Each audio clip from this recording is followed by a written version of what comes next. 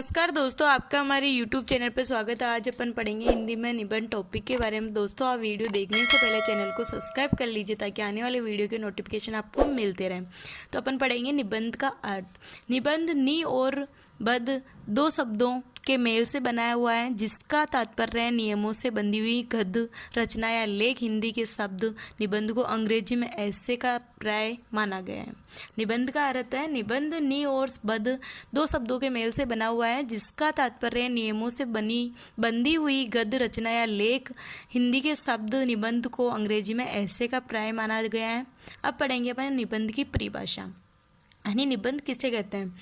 किसी एक विषय पर विचारों को क्रमबद्ध कर सुंदर, सुगठित और सुबोध भाषा में लिखी गई रचना को निबंध कहते हैं। निबंध की परिभाषा है किसी एक विषय पर विचारों को क्रमबद्ध कर सुंदर, सुगठित और सुबोध भाषा में लिखी गई रचना को निबंध कहते हैं। निबंध के अंग। निबंध के लेखन में तीन मुख्य अंग होते हैं। पहला है प्रस्तावना, दूसरा है प्रसार, तीसरा है उपसंहार। यानी प्रस्तावना पहला पढ़ेंगे अपन। प्रस्तावना प्रस्तावना में निबंध की अहम भूमिका रहती है। इसमें विषय का परिचय दिया जाता है, अर्थात शीर्षक के अंतर्गत लेखक ये स्पष्ट करता है कि वह विषय के संबंध में क्या कहना चाहता है।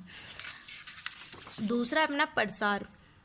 दूसरा अपना है प्रसार। प्रसार निबंध का शरीर कहा जा सकता है। यह निबंध का सबसे विस्तृत तथा महत्वपूर्ण अंश होता है। इसमें निबंध लेखक को विषय के संबंध में अपना पूरा ज्ञान संक्षिप्त और मनोरंजक शैली में उपस्थित कराना होता है। तीसरा है उपसंहार। निबंध का अंतिम भाग उपसंहार होता है।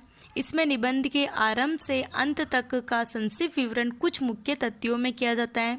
यानी कि छोटे और आसान शब्दों में निबंध लेखक अपनी बात समझाता है और निबंध का सिंहावलोकन सा किया जा सकता है। अब पढ़ेंगे अपन निबंध के भेद। विषयों के प्रतिपादन की दृष्टि से निबंध के 4 प्रकार माने गए या भेद माने गए हैं। पहला इसमें वर्णनात्मक निबंध। इस प्रकार के निबंधों में स्थानों, वस्तुओं, ऋतुओं और दृश्यों, त्योहारों आदि का वर्णन किया जाता है, जैसे होली, दीपावली, दशहरा आदि। अब दूसरा है विवरणात्मक निबंध। इन निबंधों में घटनाओं, यात्राओं, उत्सवों तथा युक्तियों के परिचयात्मक निबंध लिखे जाते हैं, जैसे रेल यात्रा, विद्यालय का वार्षिकोत्सव आदि। अब चौथा अपना विचारात्मक निबंध।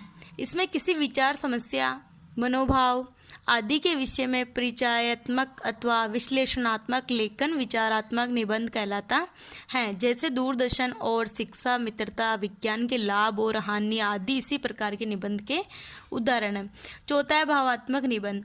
यानी निबंधों में भाव की प्रधानता रहती है। ऐसे निबंधों में परोपकार, सदाचार, देश प्रेम और राष्ट्रभाषा आदि विषयों के निबंध आते हैं। तो दोस्तों, अपन निबंध लिखते हैं तो इसी प्रकार निबंध लिखते हैं। पहले प्रस्तावना, उपसंहार, ये सारी चीज़ें उसमें निबंध में आती है, जैसे होली, दीपावली, दशहरा, ये मुख्य अपने निबंध है, ये जो भी अपन लिखते हैं। तो आप दोस्तों हमारे वीडियो को लाइक करिए, सब्सक्राइब करिए, कमेंट करिए। जय